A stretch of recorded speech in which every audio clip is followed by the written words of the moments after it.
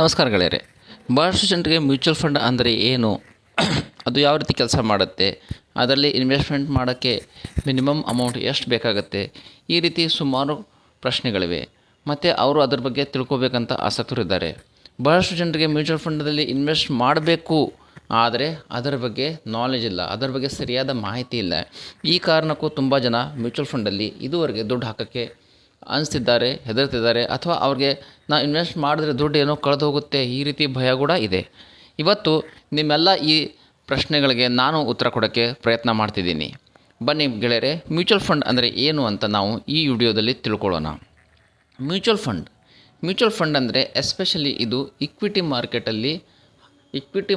ಯಾವ ರೀತಿ ಪರ್ಫಾರ್ಮ್ ಮಾಡುತ್ತೆ ಅದಕ್ಕೆ ತಕ್ಕ ಹಾಗೆ ನಮಗೆ ಒಂದು ಒಳ್ಳೆಯ ರಿಟರ್ನನ್ನು ಕೊಡುವಂಥ ಫಂಡ್ ಆಗಿದೆ.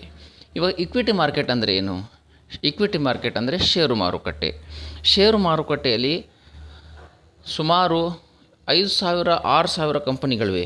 ಅದರಲ್ಲಿ ಈ ಮ್ಯೂಚುವಲ್ ಫಂಡ್ ಏನು ಮಾಡುತ್ತೆ, ತನಗೆ ಯಾವ ಕಂಪನಿಯಲ್ಲಿ ಹಾಕಿದ್ರೆ ದುಡ್ಡು ಚೆನ್ನಾಗಿ ಲಾಭ ಬರ್ಬೋದು ಅಂಥ ಒಂದು 30-40 ಕಂಪನಿಗಳನ್ನು ಸೆಲೆಕ್ಟ್ ಮಾಡಿಬಿಟ್ಟು ಆ ಕಂಪನಿಗಳಲ್ಲಿ ದುಡ್ಡನ್ನು ಈ ಮ್ಯೂಚುವಲ್ ಫಂಡ್ ಹಾಕುತ್ತೆ.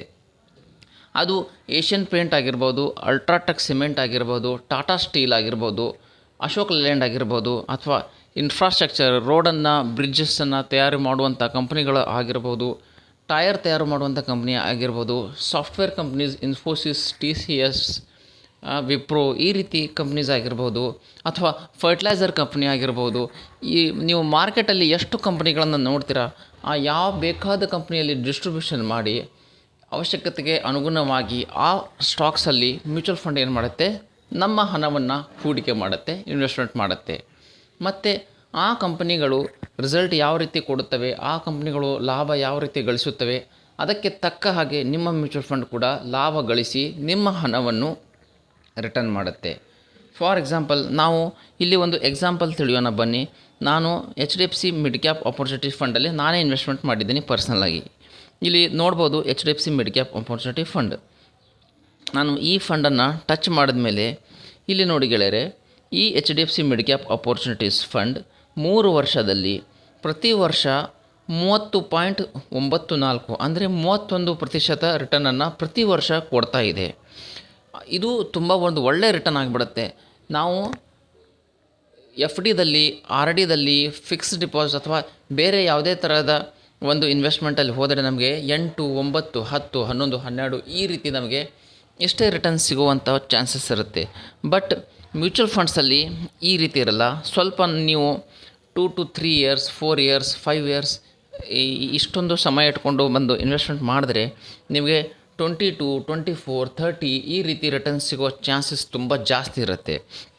ಇಲ್ಲಿ ನೀವು ಪ್ರೆಸೆಂಟ್ಲಿ ನೋಡ್ಬೋದು ನಿಮ್ಮ ಕಣ್ಮುಂದೆ HDFC mid cap opportunities fund. ಈ ಫಂಡು ಇದು ಇಲ್ಲಿ ನೋಡಿ NAV 201 ರೂಪಾಯಿ ಇದೆ. ಈ NAV ಇಲ್ಲಿ ನೋಡಿ ನೀವು ಸುಮಾರು 2021ರಲ್ಲಿ ಇದರ NAV ರೇಟ್ ಇತ್ತು 91 ರೂಪಾಯಿ.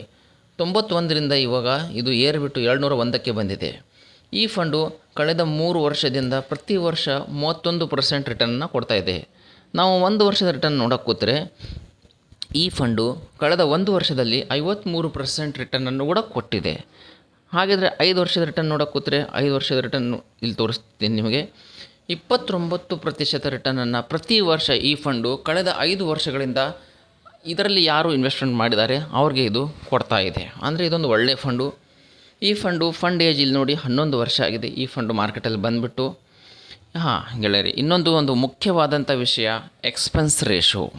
ಮ್ಯೂಚುವಲ್ ಫಂಡಲ್ಲಿ ಹಣ ಇನ್ವೆಸ್ಟ್ಮೆಂಟ್ ಮಾಡೋಕ್ಕಿಂತ ಮುಂಚೆ ನೀವೆಲ್ಲರೂ ಕೆಲವೊಂದು ಪಾಯಿಂಟ್ಸ್ಗಳನ್ನು ನೋಡಲೇಬೇಕು. ಫಾರ್ ಎಕ್ಸಾಂಪಲ್, ಇಲ್ಲಿ ನೋಡ್ತಾ ಇದ್ದೀರಾ ನೀವು ಎಕ್ಸ್ಪೆನ್ಸ್ ರೇಷೋ 0.76% ಅಂತ.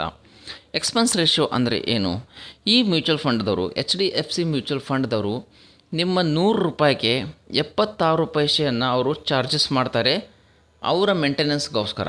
ಯಾಕಂದರೆ ಅವರು ಯಾವ ಶೇರ್ ಒಳ್ಳೆಯದು, ಯಾವುದು ಕೆಟ್ಟದ್ದು, ಯಾವ ಶೇರು ಇವಾಗ ಹೂಡಿಕೆ ಮಾಡಿದ್ರದು ಮೇಲೆ ಹೋಗುತ್ತೆ, ಈ ರೀತಿ ಅವರೆಲ್ಲ ಸುಮಾರು ಅವರು ಕೆಲಸ ಮಾಡ್ತಾರೆ ನಮಗೋಸ್ಕರ. ಅದಕ್ಕೆ ಅವರು ನಮ್ಮಿಂದ ಏನು ಚಾರ್ಜಸ್ ತೊಗೋತಾರೆ ಅದು ಇಲ್ಲಿದೆ ನೋಡಿ.